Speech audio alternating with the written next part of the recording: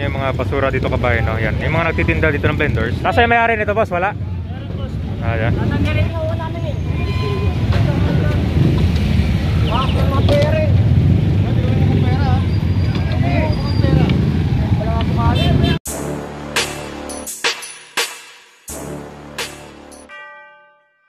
Para tayo ng Recto Avenue, guys. At ito, nasampulan ng gatong mga obstruction dito.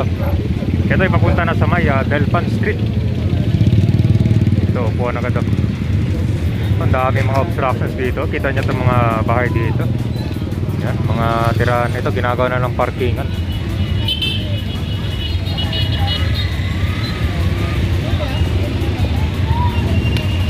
Ito, kakarga rin to. Bawal yung mga obstructions dito. Tingnan nyo itong kung dito, grabe. Yung mga ibang informal settlers dito na rin natutulog sa gilid. Ito, papunta na to ng Delpan Street. Ito na yung Delpan Bridge.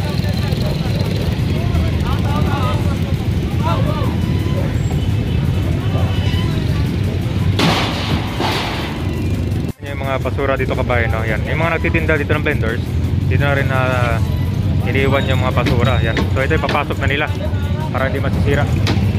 Ito naman wala yung may-ari nito kaya sisirain nata, ikakarga sa truck.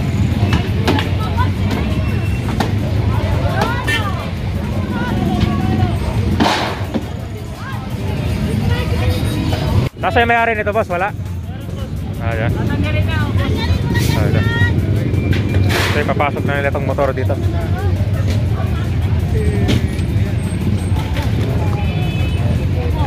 Karga yan.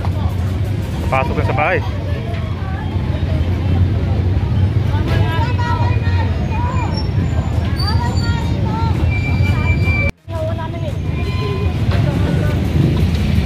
Mga pera eh.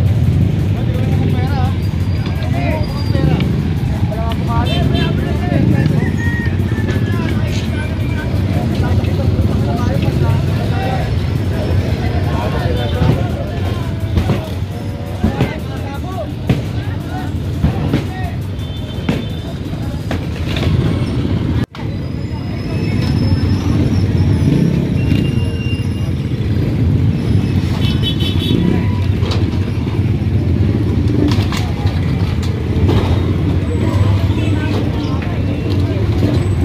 Ito guys, basura haba ng Recto Avenue, dulo ng Recto Avenue.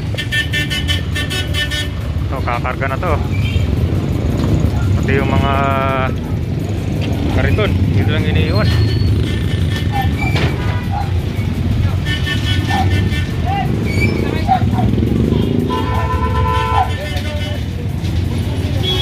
Ito, ginagawang kon na ang paninda dito yan.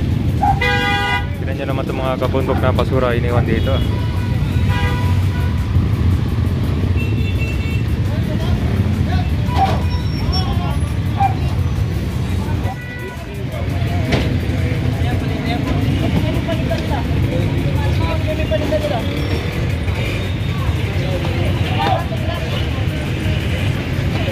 So ito, kukunin na itong kariton guys. At yung paninda ibibigay dyan, no? Obstruct lang dito.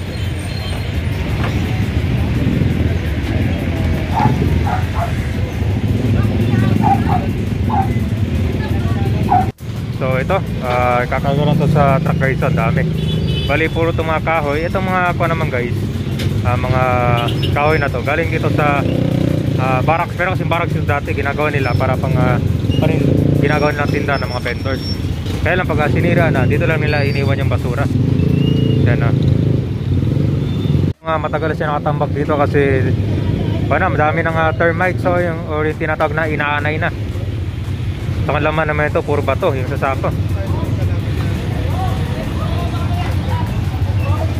Kaba ng Recto Avenue guys. At ayan, ito ikakarga na to. Nabalikan na to, nandiyan pa rin. So ginagawang pang paninda na tinda ng mga vendors.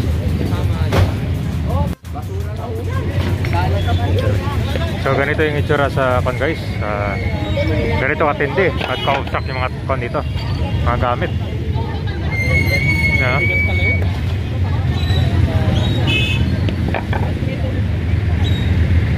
Ayun, nakarga na yung kuno, malagay ng vendor.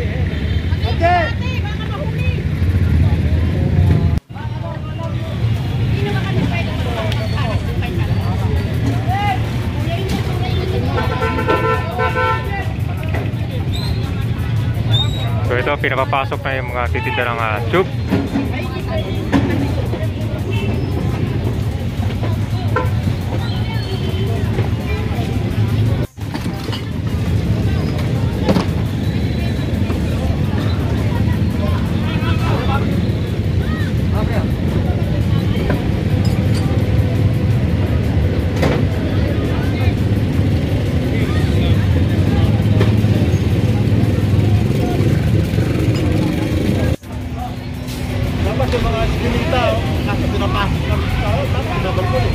Ito pinapalit ko tong kabayan na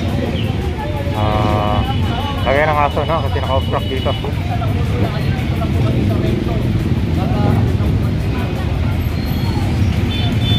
Ginagawang kan lagay ng mga aso. So ito guys, naka-extend na lamesa na naman.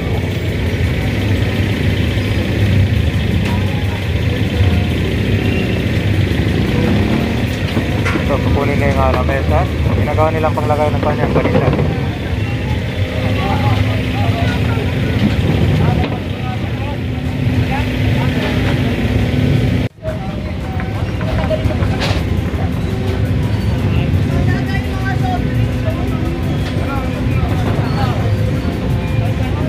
So, dami nakasampay dito sa taas guys.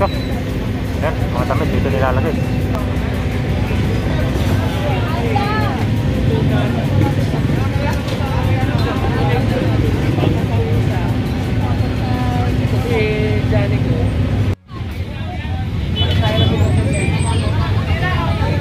Saka inaalis na yung pang-banda ito, yung pang-kapit ng mga panita para hindi sila babalik dito.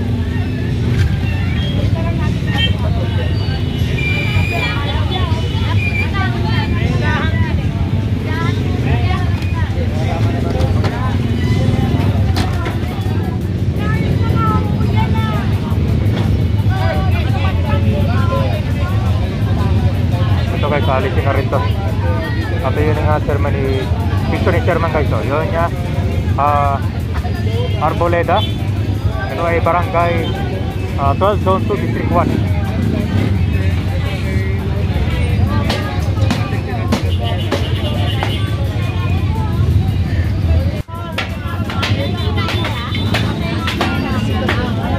Alam naman ni SK na meron kami batas ngayon ng kiring.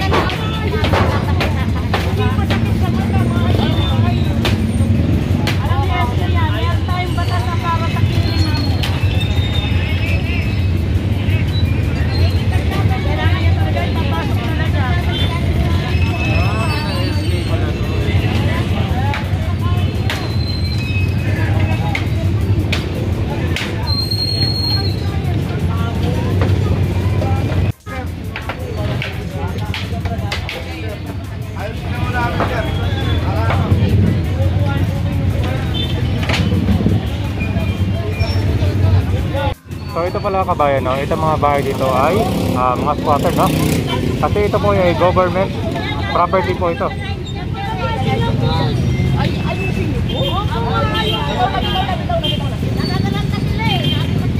So ito mga obstruction, kakarga na yan.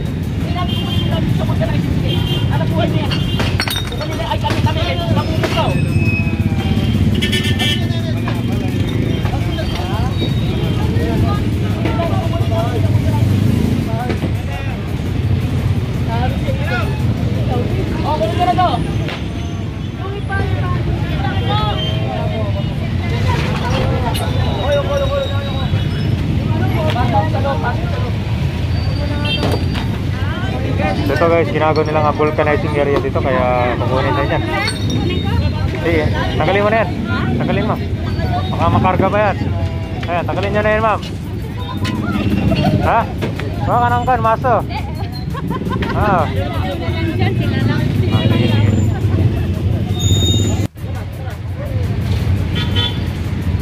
Ayan yan, may nagsabi niyan sa... Uy!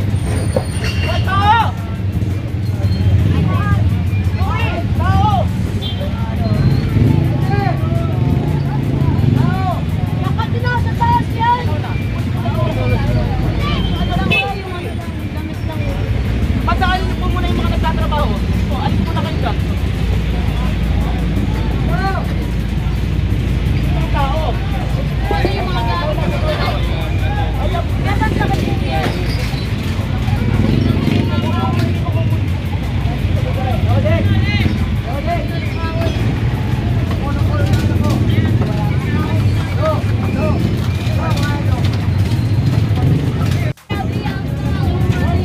guys, ang daming tao sa loob. Tinitik-tik yung mga gamit, kaya kinukuha na yan. Ang daming kalat sa loob, oh.